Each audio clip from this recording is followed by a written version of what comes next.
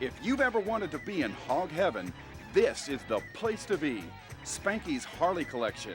Here's Spanky.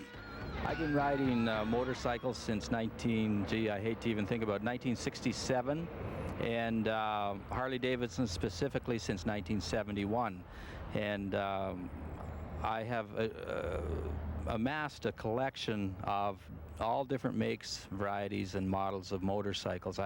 It's not that big a collection. I have about 25 different types of vehicles in my collection.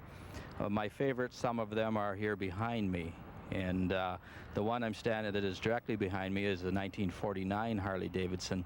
I've had this particular motorcycle only about 5 or 6 years.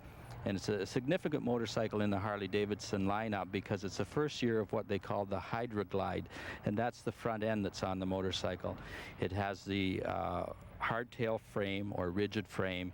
It has the pogo seat with some suspension, but back here there's absolutely no suspension except your air that is in your rear tire, and then of course the front end gave us some.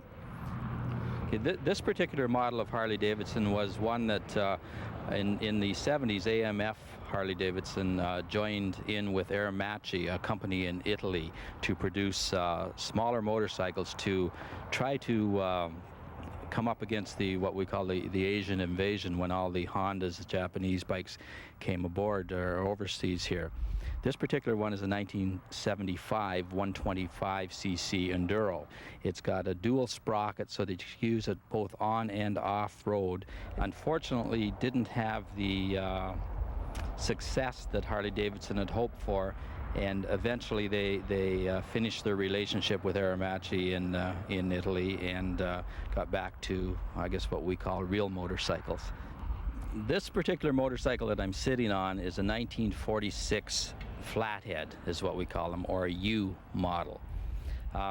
It was inspired by the 1969 movie Easy Riders with, I guess, Dennis Hopper and Peter Fonda, and one of my favorites, Jack Nicholson. But this was first chopped, as we call it, in 1972.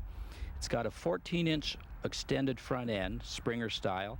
It's got a lot of really authentic things on it from the 60s and 70s, such as the buckhorn handlebars. They're so narrow that they're almost ridiculously dangerous.